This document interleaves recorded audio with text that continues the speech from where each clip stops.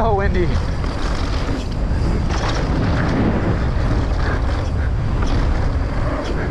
Woo! Get this triple. Yeah.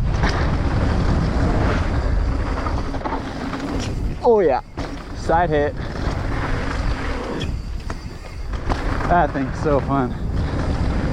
Yo, hope you're doing well. We're here at Trestle Bike Park today, and as opposed to riding the downhill bike like I rode in the last video, today we got the trail bike out. This is my new Capra MX. In the past, I've always ridden the 29er, and I'm just so excited to have this bike built up and get used to it. Previously, my only other Mullet bike I've had is my e-bike, and really when I started riding that thing, the first thing I noticed was the weight difference and obviously the power of the motor. So I'd say today is kind of my first true Mullet experience where I can feel the wheel size mostly. So we're gonna hit some laps. It's pretty windy. We'll stick to the trees, probably ride some fairly familiar trails so I can really feel the bike difference. And I'm just super excited to be riding today, and I hope you enjoy the video.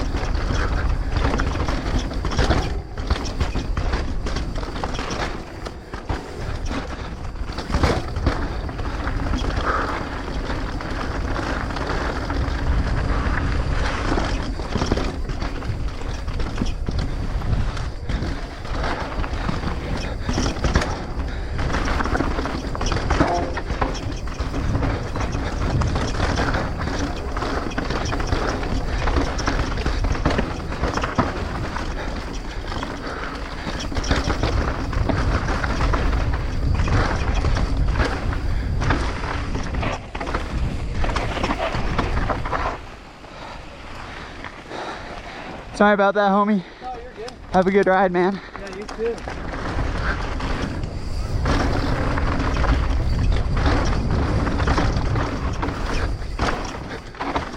Move.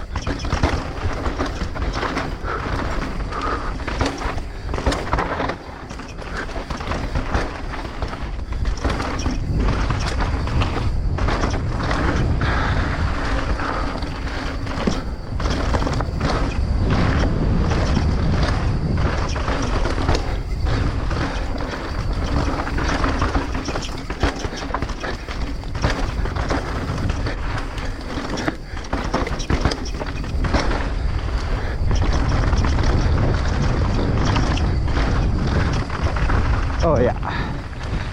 Whew.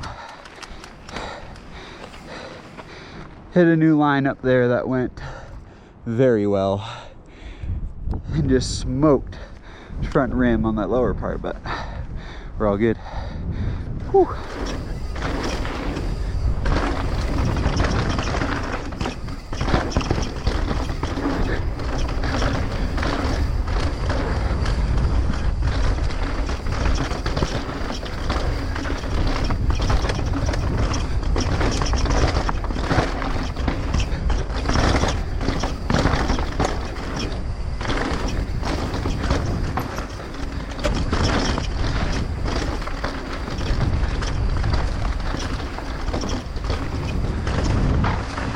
Oh, hey man.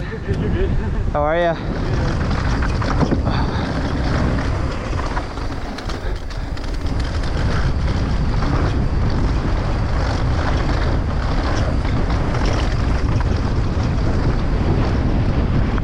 It's so windy.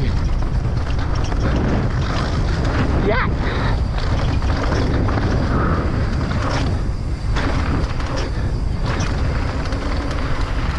A little pre-hop.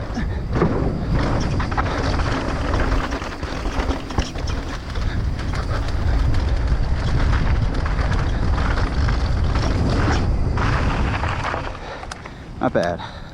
All right, so lap 1 on the Capra Mullet done and dusted. I rode Trestle DH down to Bare Arms. Upper Trestle DH I'm fairly familiar with. In the middle section I'm quite dialed in on. And then Bare Arms I'm not super dialed in, so I think it was a good way to get a feel for the bike on a section that I knew really well, and then 2 sections where I'm still kind of gaining some confidence. The first thing I noticed is how much better I was able to keep my body posture than on the 29er Capra. I rode that 29er Capra pretty much the whole summer here, so I have a really good feel for how that bike is. And I would say that having now come off my 27.5 downhill bike, I'm really comfortable riding back off the bike, not having to worry about the tire buzz in my butt. And I found that I was able to ride that same way on this bike, just with the added benefit of the 29er front wheel. So that was my first impression from lap 1, but let's keep riding.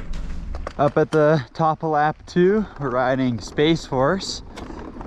Love this trail, however, on the downhill bike, it's a little flat, particularly this upper section here, so stoked to get going on the trail bike.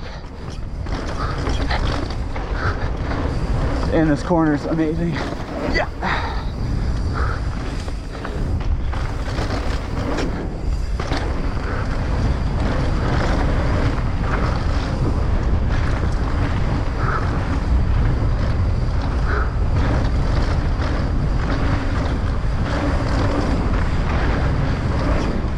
Oh yeah, hit the bush.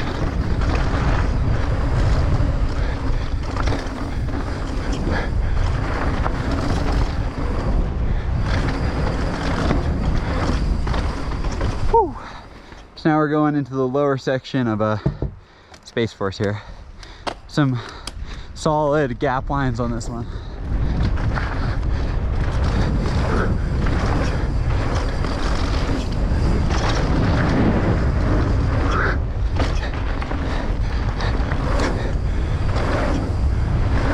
Oh yeah, that double is too good.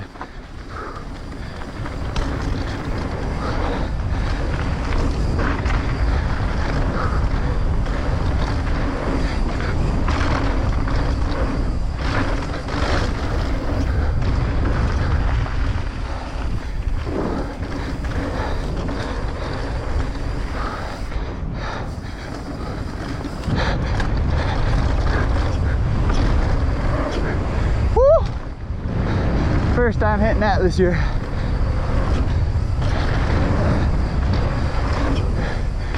Oh yeah. So good. All right, so we're a bit of the way down through lap number 2 now. Just figured I would show you the bike that I'm riding today. So it's the Capra MX size large frame. So this one's got a 465 mil reach, and that large downhill bike's got a 450. My kind of thought process with this is I'd be riding both at the bike park, and then I could kind of dial in which reach or kind of range works best for me. And like I said earlier, this is the Mullet. We're running the Nexstar wheels, Marzo white suspension, the new goods. They're looking sweet. I'm really happy with this bike. There will be a lot more details coming in a full bike check very soon that will go out alongside Sessions episode 2, which we just wrapped up filming for. So here are just a few brief details for now. I'll put down a full spec list as well as my suspension settings in the description in case you're curious. And now let's get back to riding. Getting back into things here on high-low Rainmaker, and it is definitely still windy. Love this little side hit here, little bushwhack. Oh yeah. Scrubba. And this section is where it starts to pick up. Nosy table. Scrub. Fades. Oh yeah.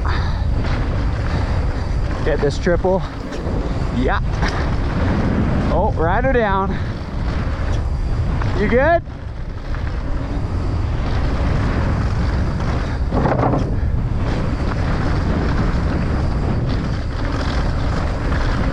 Scrubbing. Scrubbing again. Tire slide.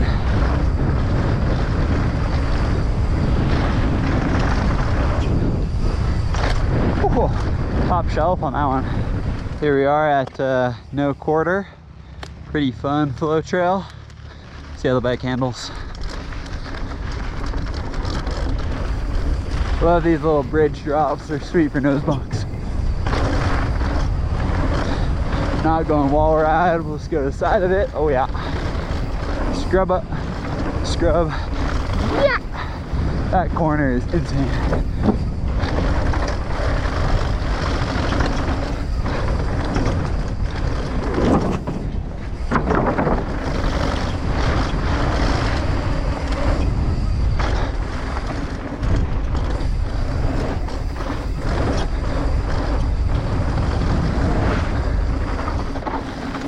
Oh yeah, side hit.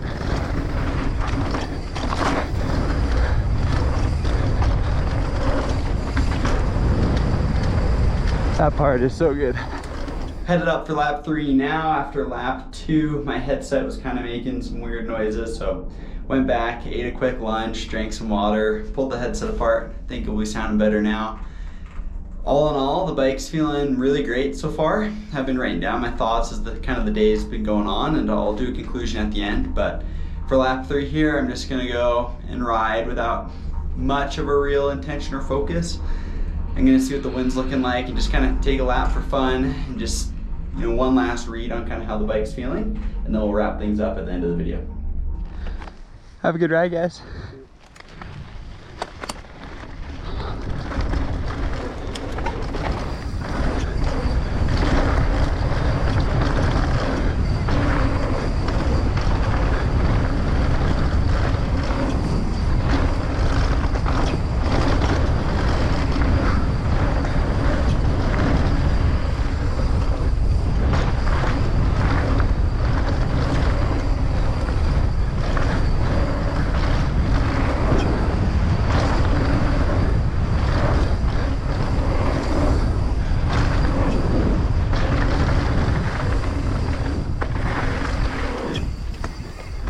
That thing's so fun. All done for the day now.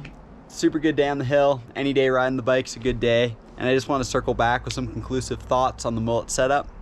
All in all, my biggest takeaway was definitely what I mentioned after the first lap, which is that I thought it was amazing getting the benefits of the 29-inch front wheel while still being able to swing off the back of the bike and ride aggressively and not worry about my butt being buzzed by a 29-inch rear wheel.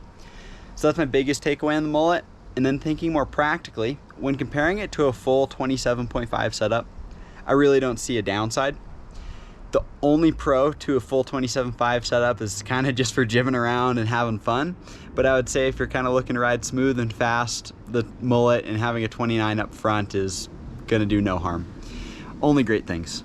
Now, thinking about it relative to a full 29er setup, I would say if you're riding really aggressive terrain on a regular basis, the Mullet's probably the way to go. Being able to swing off the back and having a more agile rear end is super beneficial.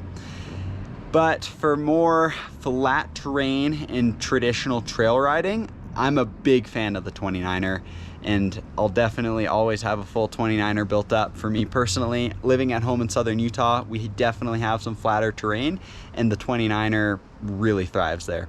So those are my thoughts all in all. I'm sure I'll come back to this topic at some point later down the road, but it was a great day. Thank you for watching. I hope you enjoyed the video, and I'll catch you next time. Peace.